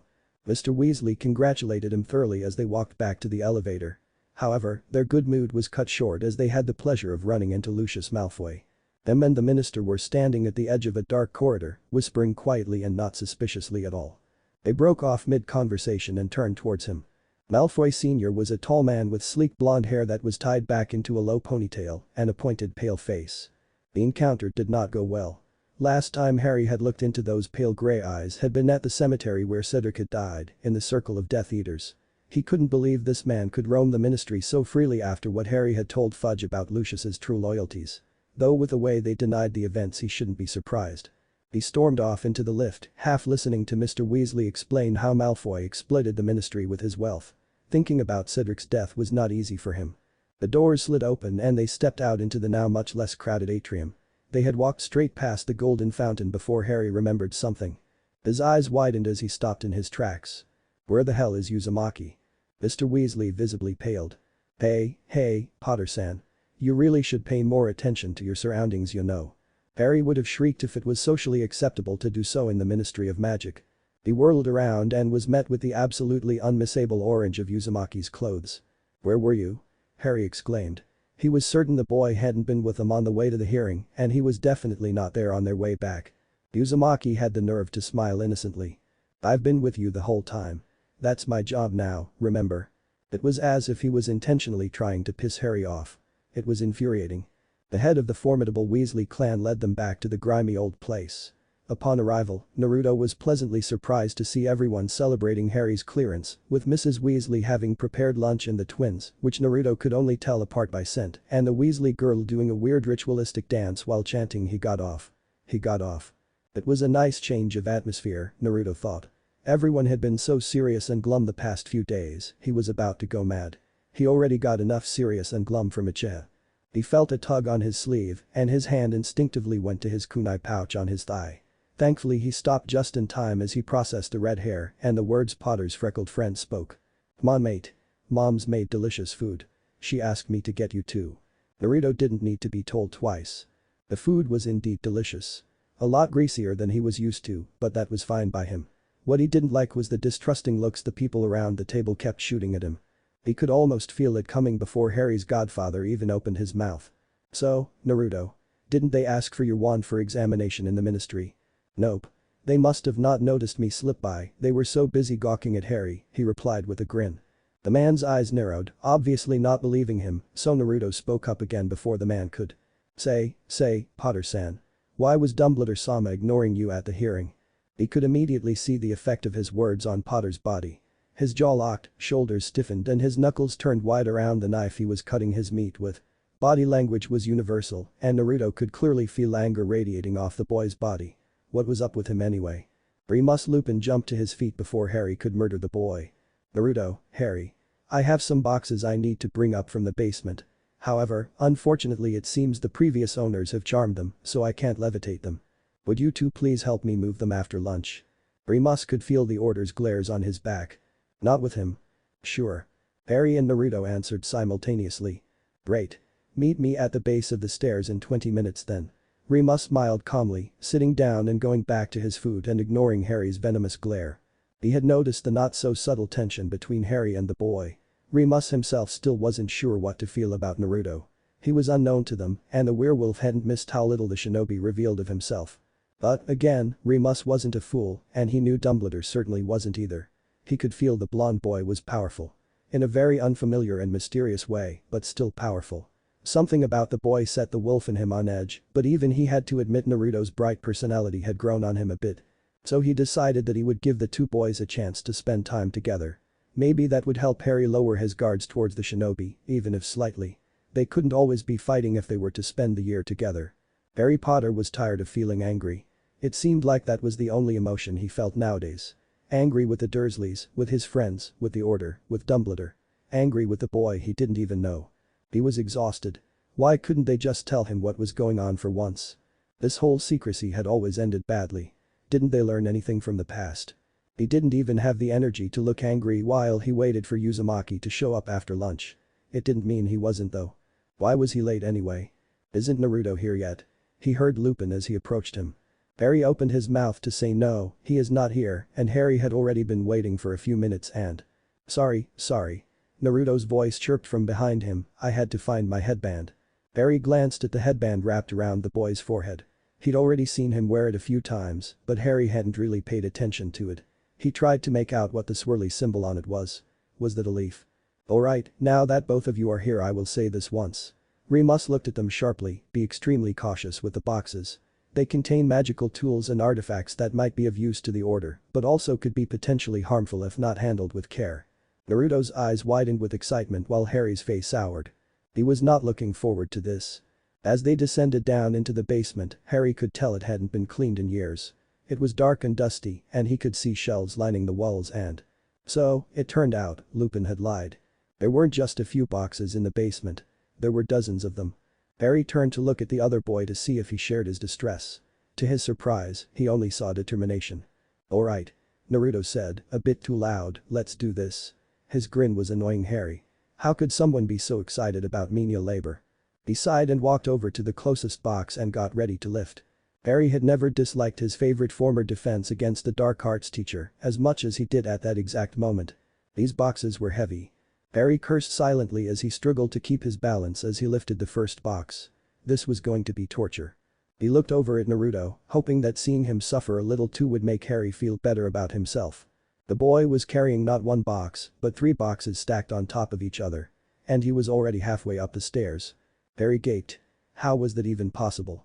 It shouldn't even be possible to keep balance with the way the boy had stacked up those boxes like Jenga pieces, never mind the weight.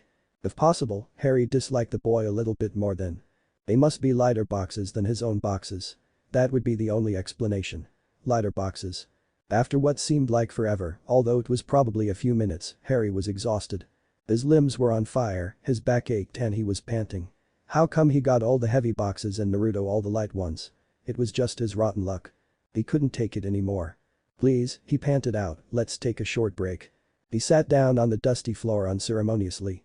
Naruto looked confused for a moment, but then he shrugged and sat across him on the floor. A few seconds passed.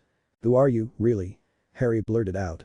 The other boy's eyebrows furrowed and he hesitated for a moment. What do you mean? Why are you here? I don't buy into that whole protecting me story. You're the same age as me, Harry snapped. He just wanted some answers, man. I'm not the same as you, Potter-san. Please have more trust in my abilities to protect you, Naruto replied softly. Why do you wear that headband? Naruto seemed surprised at his unrelated question. It's special to me. It represents my home. And where is your home? More hesitation.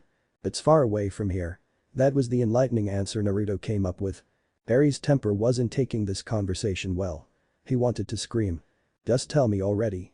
He cried, why is everyone so against sharing things with me? I can't tell you yet, alright. It's a part of my contract with Dumble-sama. Did he just call Professor Dumbledore Dumble-sama? What was up with those weird things he said after names anyway? Harry was getting impatient. Where did Dumbledore even find you?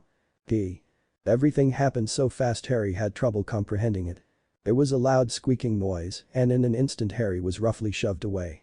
Naruto stood where he had been only a second ago, holding the huge shelf that had been attached to the wall above Harry's head on his shoulders. Harry's heart was racing. How had he moved so fast? He had been sitting at least a few feet away from Harry, it should be impossible to cross that distance and catch the shelf and push him out of the way in barely a second. Are you okay, Potter-san? That snapped Harry back to reality. He had been staring at the boy with stunned eyes, he realized. That boy had just potentially saved his life. Naruto was thankful to the man Harry had kept cursing under his breath. He hadn't gotten to do anything physical since he got here, and even if it was just moving boxes, he still appreciated the movement he got. The job reminded him of the D-rank missions they used to take on as a genin team before Sasuke had left the village. It had also been kind of fun watching Harry struggle with the boxes. Didn't these magicians get any sort of exercise at all? He didn't appreciate Harry pressing him for answers about who he was, but he could understand why the boy would act the way he did. It only made Naruto more determined to befriend the boy. Over the next few days, Harry seemed to soften a bit towards him. Naruto suspected it had something to do with a little incident down in the basement. But it was a start and he would take it. They would leave in the morning for the school, and it seemed all of the wizard children had left packing for the last possible moment. It was easy to say that it was a chaotic night. Everything Naruto had to his name in this world consisted of his clothes and the kunai pouch which held a few kunai, shuriken and some sealing scrolls.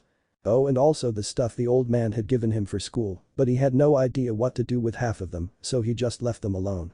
So he didn't really need to pack anything. He lay on his bed, tuning out the loud voices from downstairs. Heading to Hogwarts would be the first real step in his journey to go back home. Shinobi didn't need nearly as much sleep as civilians. But Naruto decided a good night's sleep couldn't hurt while he had the chance. He drifted off to sleep, thinking about a certain pale-skinned boy. Mudbloods. Scum. Vile creatures of dirt. Naruto groaned. He was sick and tired of waking up to the screaming painting every morning. He got up groggily. He could already hear the wizards up and about, so he put on his jacket and picked up the trunk and bags Dumbledore-sama had given him and left the attic. Better hurry up. Mom's going ballistic, saying we're gonna be late, he heard Ron Weasley's voice on his way down. After about half an hour, they were almost ready to leave the house when one of the first things that had truly surprised Naruto in the wizard's world happened. Potter's godfather Sirius turned into a dog. This was nothing like what Kiba or members from the Inuzuka clan did. He used no magic, no jutsu, nothing. Just straight up. Turned into a dog. Naruto was fascinated. He resisted the urge to ask the man-dog if he had any connections to the Inuzuka. And he followed them out into the street. It took around 20 minutes to get to the train station. Apparently train is what the long-moving metal boxes are called by foot. Nothing really happened on the way except Sirius scaring a few cats for Potter's entertainment, but Naruto was still very much mesmerized by the city. He was sure the wizards were messing with him when they told him to run through a wall. He was shocked to find out they weren't. As he emerged from the other side of the wall, his eyes widened. It was as if he was in another dimension altogether. The platform was packed with people, mostly students saying their last goodbyes to their parents.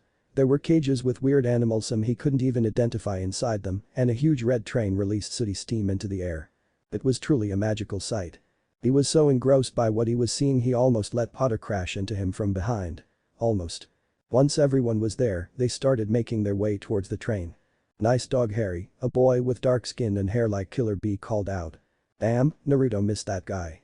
Finally, after what seemed like forever of the wizards saying their goodbyes, the only one to say it to Naruto had been Mrs. Weasley. They boarded the train, and the figures on the platform blurred away. Naruto was still not used to the sensation, so he sent a little chakra to his feet to keep more steady. "Shall we go find a compartment, then?" Potter asked his friends. They both looked incredibly guilty. Well, Ron and I are supposed to go into the prefect carriage," Hermione mumbled while looking anywhere but at her friend. "Oh," Harry said flatly, "right. Fine. I don't think we have to be there for the whole trip though," Hermione added hurriedly. "It's fine, Hermione. I'll just find a compartment with Naruto then."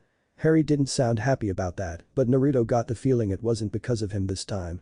He was being uncharacteristically quiet, so he spoke up. "Yeah. We will find the best place to sit and we'll even save you seats for when you come back, you know." Hermione's spirits lifted a bit and she smiled appreciatively at him before they left.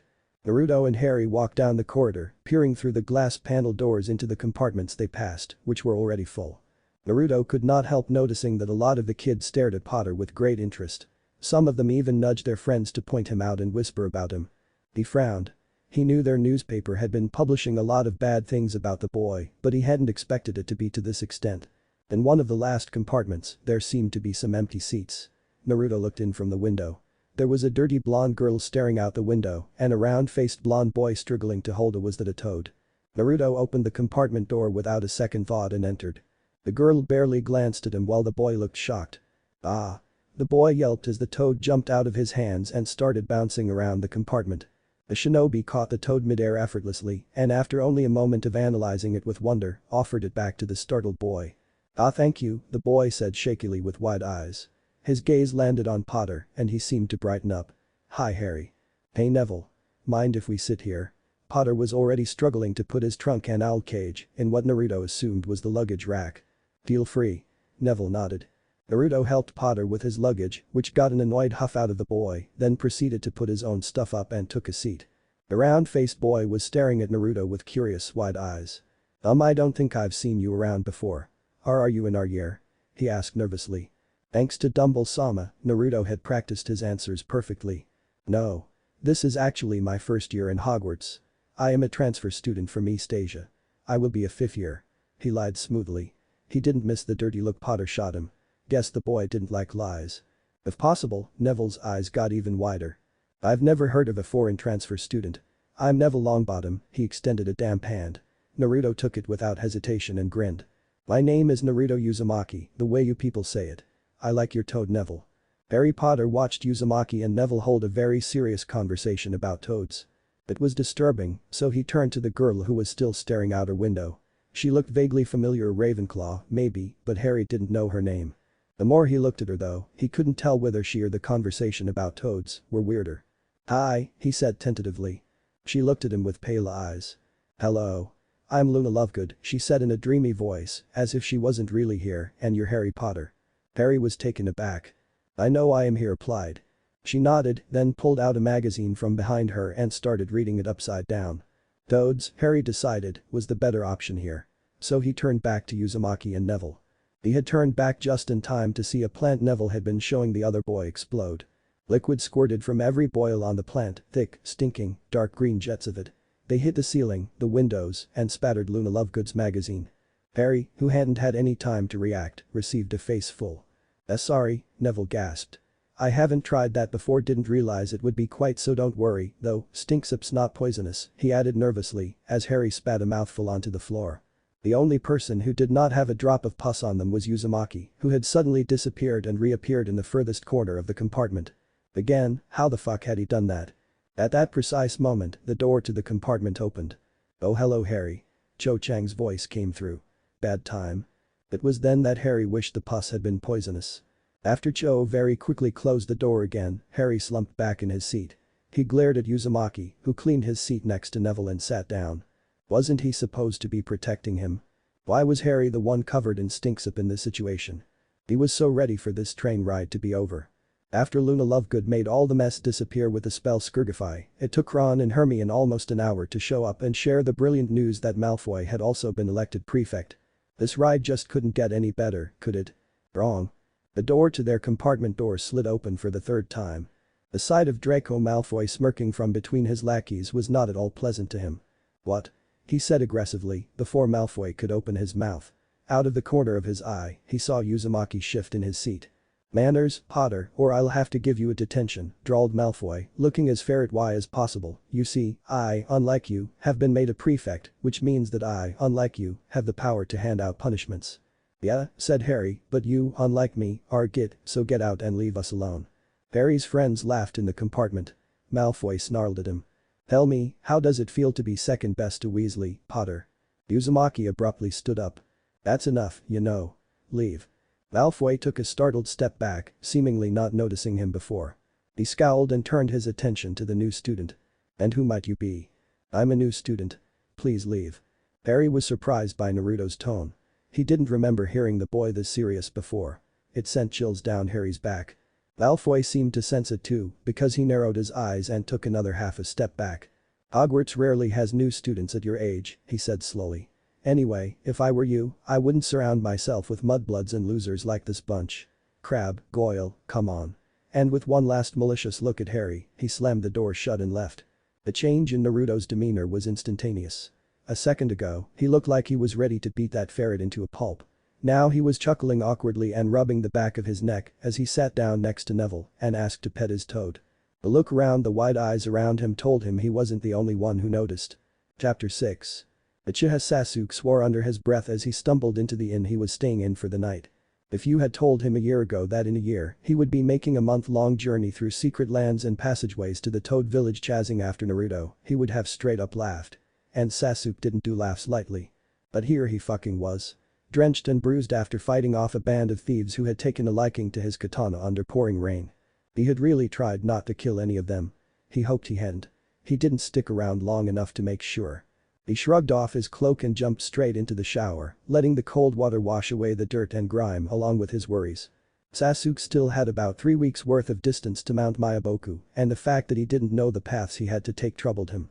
He used his Rinnegan's teleporting jutsu sometimes, but ever since the incident he didn't dare use it much. He stepped out of the shower and grabbed the coarse towel to dry himself off. His eyes caught a glimpse of his reflection in the mirror, and he grimaced. He looked unquestionably horrible. The dark bags under his eyes could rival even Gaara's during his Jinchuriki days. His hair was uneven from the time he cut his own bangs with his kunai, so he could see better while searching for that dope. There was a nasty cut running down from near his right ear down his jaw from the earlier attack, which he refused to tend to. He had lost some weight in the past weeks, and his skin looked even paler than usual. It was almost translucent now, accentuating the numerous bruises forming on his body. It was okay though. He knew he deserved all of it and more. Ever since he had come back home no Konoha he had done everything he could to help the village, to somehow atone for his horrific crimes. It was never enough. It would never be enough. He could never compensate for the pain he caused everyone. The pain he caused Naruto. The Uchiha always carried the burden of his actions on his shoulders, hoping the pain it caused him would somehow make up for everything. Sasuke was self-destructive, and he knew it. He had lost everything, given up on everything. Not just Naruto, but his entire life. But Naruto had refused to give up on him. He had been the only constant thing in Sasuke's life, like an anchor that grounded him and refused to let go. And now he was gone because of Sasuke. He didn't even feel the pain on his bloodied knuckles as the mirror shattered around his fist. Harry Potter did not want to tell his friends that he, Uzumaki and Looney Lovegood were sharing the same hallucinations about winged skeletal horses. He grabbed Uzumaki's shoulder before he could go off petting the creatures with that absolutely dumb, admiring look on his face and gently pushed him into their carriage. He would have to ask him about the horses later. For now, he had more important things to talk about. You guys didn't see Hagrid, did you? No. It was that grubbly plank woman with the first years I think. He can't have left, can he? Hermione asked worriedly. Harry frowned. I'll be sort of happy if he has, said Luna. He isn't a very good teacher, is he? Yes, he is. Harry and Ron answered angrily. Neville, who probably didn't want an argument to happen quickly piped up. So, Naruto. At the mention of his name, the blonde-haired boy, who had been ignoring the whole affair, slowly turned to look at them, then promptly went back to staring at Hogwarts, which was looming closer. He looked stunned and worried at the same time, taking in the magnificent sight of the castle with furrowed eyebrows. The numerous towers were visible, jet black against the night sky, the light from its windows, creating a nice contrast. Which house do you reckon you'll be sorted into? Huh? He turned to look at them, confused. Your Hogwarts house. Didn't you have something like houses in your last school? At Uzumaki's still confused look, Hermione piped in eagerly, probably excited to share any sort of information with any poor soul was willing to listen. Hogwarts has 4 houses. Sort of like dormitories if you're familiar with them. Each student gets sorted into a house on their first year, and from then on they share classes, rooms and meals with members of that house, Hermione stated in one breath. You get sorted into a house based on your personality. The ones who seek knowledge go to Ravenclaw, the hard-working and loyal to Hufflepuff, Slytherin well, let's say they're cunning. She looked uncomfortable, and the last house which we're in is Gryffindor, which values bravery and chivalry. Hermione took deep breaths. At the mention of Gryffindor, the blonde boy perked up. Oh. That's the one the old man told me I would be in, he grinned brightly. Harry and the others just stared. He wasn't even going to be sorted. Neville voiced his thoughts. So you won't even get sorted. He looked kind of sad at the prospect of Naruto missing out on the experience. Nah, I was told that since Harry would be showing me around the school and helping me with everything. At this he shot a sharp look at Harry, as if daring him to object to the blatant lie, I would be spending the year at the Gryffindor house. He smiled innocently. Neville and Luna looked convinced. Ron and Hermione however were frowning at the boy. Harry knew he should have expected this, but it still didn't make him feel any better, knowing that the other boy would actually be glued to his side all the time.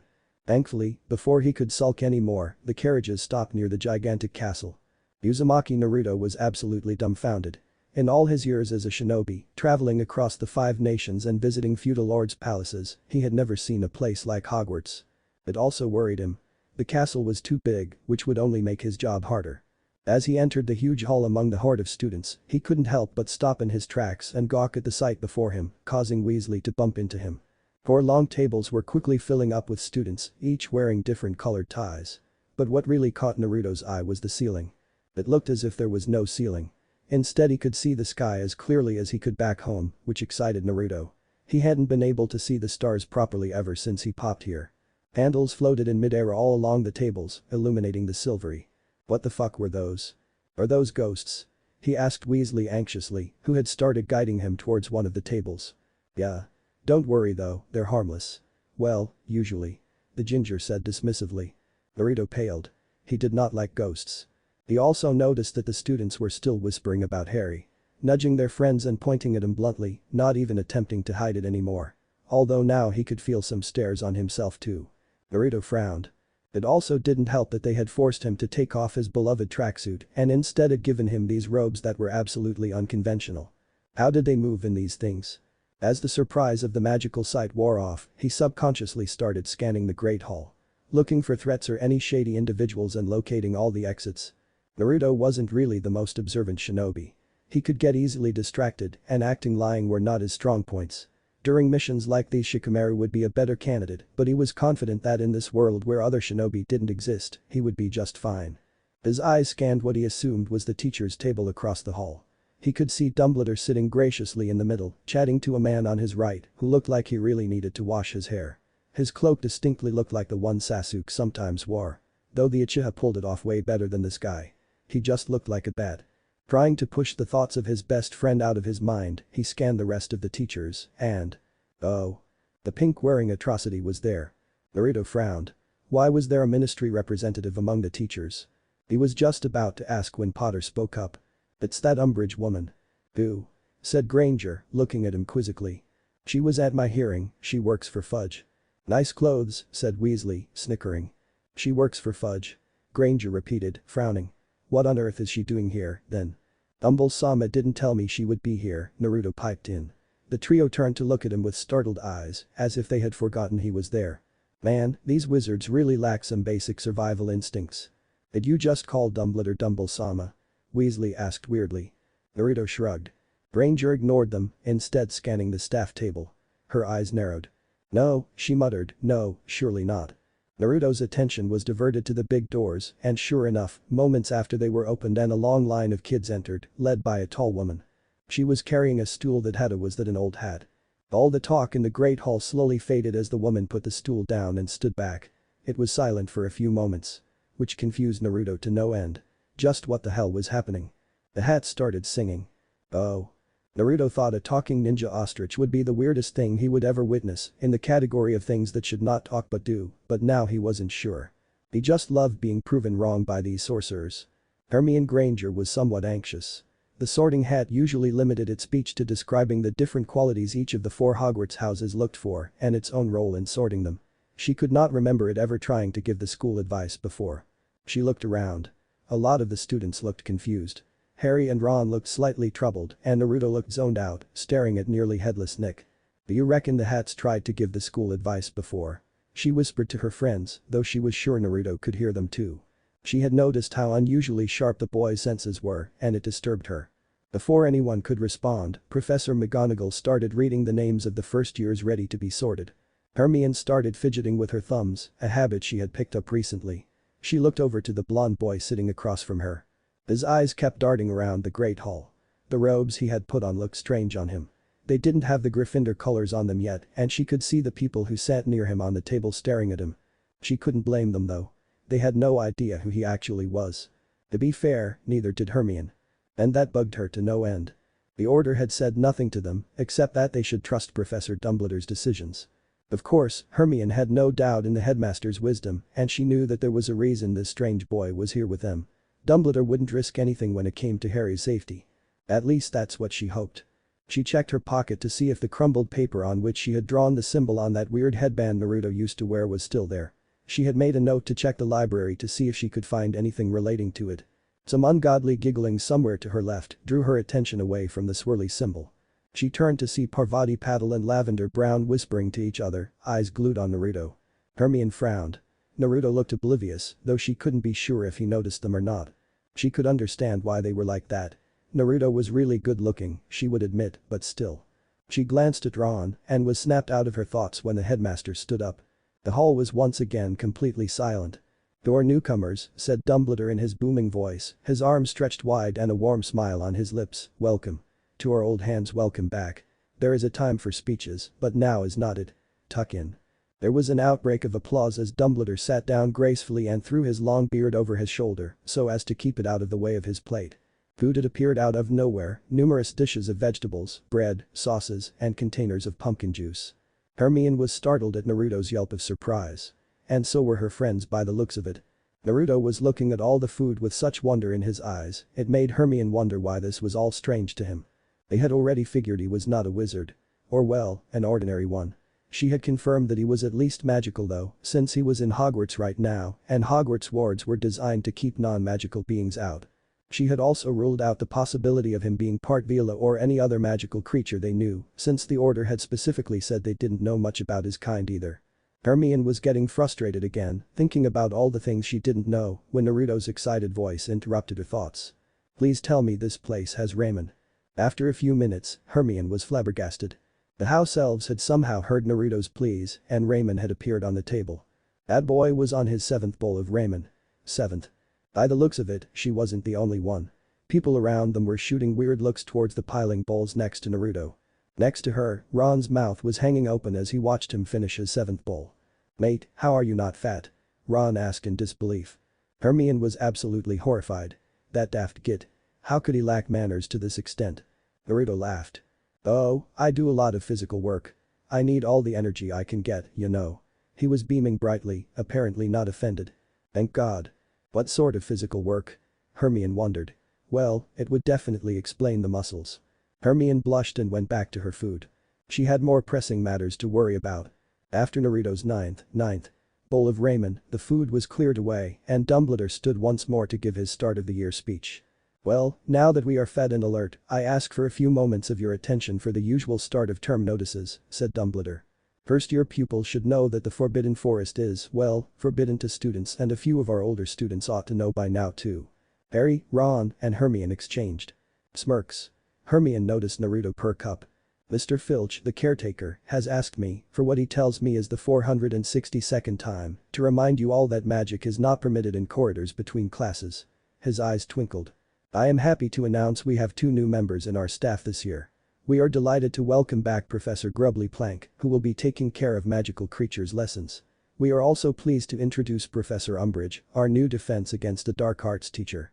There was a round of applause, but Harry, Ron, and Hermione exchanged slightly panicked looks. Dumbledore had not said for how long Grubbly Plank would be teaching. Dumbledore continued, "Tryouts for the house Quidditch teams will take place on the..." To his left, Professor Umbridge had gotten to her feet, which didn't make much of a difference, which made Dumbledore stop his speaking. Professor Umbridge said, hem, and it became clear that she had got up intending to make a speech. Dumbledore only looked taken aback for a moment, then he sat back down. The other staff members, however, looked shocked. No new teacher had ever interrupted Dumbledore before. Hermione frowned. This woman obviously didn't know how things worked in Hogwarts. "Thank you, Headmaster," Professor Umbridge said with a twitch of her lips that distinctly looked like a smile. Only it looked horrible on that toad face of hers, for those kind words of welcome. Her voice was high-pitched, breathy, and sickly sweet. Hermione disliked her already. As her speech went on, she could see the students losing interest and zoning out. But Hermione was listening sharply to every single word, anxiety pooling in her stomach. Her eyebrows burrowed further and further the more the woman talked. She finally sat down. Dumbledore clapped. The rest of the staff gave a few claps then stopped. Hermione felt a little sick. That speech. She was just about to talk to Harry and Ron about it when Dumbledore stood again. "Thank you, Professor Umbridge. That was enlightening." He inclined his head towards her before turning back to the students. "Another announcement I have to make concerns a new student in our school. For the first time in the past 40 years, Hogwarts will be housing a transfer student." Murmurs broke out in the hall. Students were all looking around, trying to locate the new kid. Hermione noticed Umbridge's beady eyes bulging out in surprise. "If you would please stand, Mr. Uzumaki." At this, Naruto jumped to his feet and waved enthusiastically. The chattering got even louder. "I expect you all to give him a very warm welcome to our school." Dumbledore's voice silenced the hall again. "Now, as for the Quidditch tryouts." Naruto sat down and leaned in closer to them. "Your ministry is trying to interfere with Hogwarts." The trio stared at him. Hermione was quite surprised. Whether because she hadn't expected Naruto to listen closely to the speech or the fact that he had figured out the same thing as her, she didn't know. Which only made her warier of the boy. Apparently he wasn't as aloof as he seemed. "What?" Harry asked in surprise. There was a loud commotion around them as students began to stand up. Dumbledore had just dismissed the school. Hermione's eyes widened. This conversation could wait. For now, she had prefect duties. "Ron. Get up. We need to show the first years to the dorms." "Oh yeah," said Ron, who had obviously forgotten. Hey you lot. Midgets." "Ron." Naruto was astounded when the staircases moved. Seriously, what was up with these wizards and making things complicated for themselves? He really liked their dormitory though. As he stepped through the hole which the fat lady was guarding, he was met with the sight of a cozy circular tower room full of old soft armchairs and tables. A fire was crackling in the fireplace and a few people were warming their hands. The room looked safe enough. The windows had bars, and the only entrance seemed to be the hole he had just crawled through, and he could see everything in the common room from where he was standing. "Hi, Naruto," a nervous voice called out to him. He turned to see the toad boy from the train standing by the entrance, Potter sulking behind him. "Since you're in our year, I guess you'll be sharing a room with us. I could take you there if you'd like." Naruto grinned brightly. Of course. The boys' dormitory wasn't as grand as the common room, but it still had a nice vibe to it. 6 big beds with red curtains arranged in a circular motion. It was roughly around the same size as Naruto's apartment in Konoha. There were already 2 boys there as they entered, and Naruto could hear their conversation way before they went in the room. Of course, it was about Potter. "You'll be staying with us?" asked a dark-skinned boy with surprise once they entered. "Yeah. I'm Uzumaki Naruto." He went over to the boy and offered his hand. The other guy, he had brown hair and some soot on his face, just nodded at him and went back to his trunk. "Dean Thomas. Wasn't Uzumaki your last name?" The dark-skinned boy smiled as he shook his hand. Naruto decided he liked him. "It is. Why do you say it before your name then?" It was Toad Boy who asked this as he came over to stand next to them. Out of the corner of his eye Naruto could see Harry still sulking. "Well, I guess where I come from, the clan name is more important than your own name. Hence the order being that way." He could see they were confused. He had said something wrong. What had he said wrong? "Clan name? Mate, where are you from?" Ah. Truth was, Naruto had no answer to that question. Dumbledore had told him to tell the students he was from somewhere called Japan apparently, his own language was closest to what they spoke there, but he knew nothing about that place, so if they asked questions, he'd be screwed. Fortunately, he was good at getting out situations like these. "Ah, well I'm from." He released a tiny bit of his wind chakra, causing the brown-haired boy who was walking with a paper in his hands to trip and fall, diverting the attention from him. Naruto regretted doing what he did when a few minutes later a fight was about ready to break out between Potter and the sooty boy who fell. Who was called Seamus Finnegan, he learned. "Don't you have a go at my mother," snapped sooty boy. "I'll have a go at anyone who calls me a liar," said Harry heatedly. "Don't talk to me like that," Soot boy yelled as he raised his fists. Naruto reckoned that was his cue to pipe in. Hey, that's enough you know." He positioned himself between Harry, who was kneeling on his bed pointing his wand, and the other boy, who looked ready to pounce. "Oh bloody hell. You stay out of this. You don't even know what madness Potter and Dumbledore are spewing," Soot boy told him. Naruto's brows furrowed. Was their newspaper this bad? "I may be new to your school, Finnegan-san, but I've been here long enough to know what's going on." "So you believe all the rubbish he's come saying about you-know-who?" he shouted. "Yes I do," Naruto replied loudly, "and you are fools if you choose to believe your corrupt ministry over a first-hand witness and your headmaster." Soot boy was turning redder by the second, which was very funny to Naruto. He was trying really hard not to laugh while in the dramatic situation he was in at that moment. "Why my gran says it's the Daily Prophet that's losing its marbles, not Dumbledore." Toad boy piped in nicely. "We believe Harry." Seamus muttered something incoherent and stormed out of the room in a rush. Naruto walked over to the only empty bed, which was conveniently next to Harry's. His stuff was already there. Thank you. For saying those, I mean." He looked over to Potter. He had an appreciative look in his eyes. Naruto grinned. "Don't mention it." He went over and sat on Potter's bed next to him, which earned him a startled look from the boy. Say, Potter-san. Where is Dumble-sama's office?" At night, after he was sure everyone in his dorm was asleep, Naruto set out to find his employer. He also had a list of other things he wanted to do. He would need to familiarize himself with the castle and see if there were any threats like traps for Potter here, although he highly doubted he would find anything. He was quickly finding out that these people were way softer and mellower than shinobi. He also really wanted to check out the forbidden forest the old geezer told them not to go into. Naruto missed forests and trees and nature like crazy. He would never admit how long it took for him to find the stone gargoyle Potter had mentioned. Sasuke would never let him live it down. His heart ached as he remembered his best friend and he stopped in his tracks. Was Sasuke still looking for him? Naruto hoped he was. Had he figured out he was outside the barrier yet? Would he come this far for him? The realization hit Naruto like a brick in the head. What would he do if Sasuke came here? Firstly, he had a mission going on that he had agreed to, and Naruto was not the type to break a contract. Plus, he was already too invested in Potter's life and he was determined to help him however he could. Secondly, it would be so awkward. Just imagining it made him cringe. Like yeah, we fought to death and I almost confessed my love for you, but before I could do that you teleported me outside the barrier, and I don't even know if you feel the same way or even understood what I meant. Would you fancy some pumpkin juice while you're here? Naruto would rather be penetrated with Nagato's rods again than to have that conversation. Lemon drops, he muttered to the gargoyle. As the statue started shifting, Naruto froze in his tracks. He felt a presence from above the stairs.